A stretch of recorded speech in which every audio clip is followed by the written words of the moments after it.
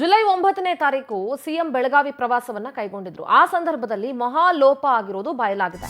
ಪ್ರೋಟೋಕಾಲ್ನಲ್ಲಿ ಎಡವಟ್ಟಾಗಿರೋದು ಗೊತ್ತಾಗಿದೆ. ಶಿಷ್ಟಾಚಾರವನ್ನ ಉಲ್ಲಂಘಿಸಿದ್ದಾರೆ ಡಿಎಚ್ಒ ಈಶ್ವರ್ ಗಡಾದ್. ಇವರಿಗೆ show cause notice ಅನ್ನ ನೀಡಲಾಗಿದೆ. ಮುಖ್ಯಮಂತ್ರಿಗಳ ಆರೋಗ್ಯದ ಜೊತೆ ಚೆಲ್ಲಾಟವಾಡಿದ್ರ ಆರೋಗ್ಯ ಅಧಿಕಾರಿಗಳು ಅಂತ ಪ್ರಶ್ನೆ ಇದೆ. ಕಾರಣ ಇಷ್ಟೇ, ಸಿಎಂ ಪ್ರವಾಸದ ಸಂದರ್ಭದಲ್ಲಿ ಅಡ್ವಾನ್ಸ್ ಲೈಫ್ ಸಪೋರ್ಟ್ ಆಂಬ್ಯುಲೆನ್ಸ್ ಅನ್ನ ನೀಡಬೇಕು, ಆದ್ರೆ ತಜ್ಞ ವೈದ್ಯರ ಬದಲು ಪಿಜಿ ವೈದ್ಯರನ್ನ ನೇಮಕ ಮಾಡಿ ಎಡವಟ್ಟು ಮಾಡ್ಕೊಂಡಿದ್ದಾರೆ ಡಿಎಚ್ಒ. ಜಿಲ್ಲಾಡಳಿತದ ಜೊತೆ ಪ್ರಾಪರ್ ಕಮ್ಯುನಿಕೇಶನ್ ಮಾಡದೆ ಕರ್ತವ್ಯ ಲೋಪ ಆಗಿರೋದು ಪತ್ತೆಯಾಗಿದೆ. ಸಿಎಂ ಪ್ರೋಟೋಕಾಲ್ ಉಲ್ಲಂಘನೆ ಬಗ್ಗೆ ಸ್ಪಷ್ಟನೆ ಕೇಳಿ ನೋಟಿಸ್ ಅನ್ನ ನೀಡಲಾಗಿದೆ.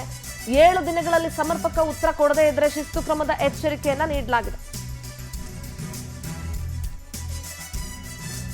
ಒಂದು ಪ್ರೋಟೋಕಾಲ್ ಇರುತ್ತ್ರಿ. ಒಬ್ಬ ಮುಖ್ಯಮಂತ್ರಿಗಳು ಒಂದು ಜಿಲ್ಲಾ ಪ್ರವಾಸವನ್ನ ಕೈಗೊಳ್ತಾರೆ ಅಂತಂದಾಗ ಅದಕ್ಕೆ ಒಂದು ಪ್ರೋಟೋಕಾಲ್ ಇರುತ್ತೆ. ಆರೋಗ್ಯ ಇಲಾಖೆ ಇದನ್ನ ಪಾಲಿಸಬೇಕು, ಇಂತಿಂಥ ಇಲಾಖೆಗಳು ಇಂತಿಂಥದನ್ನು ಪಾಲಿಸಬೇಕು ಅನ್ನುವಂಥ ನಿಯಮಗಳಿರುತ್ತೆ.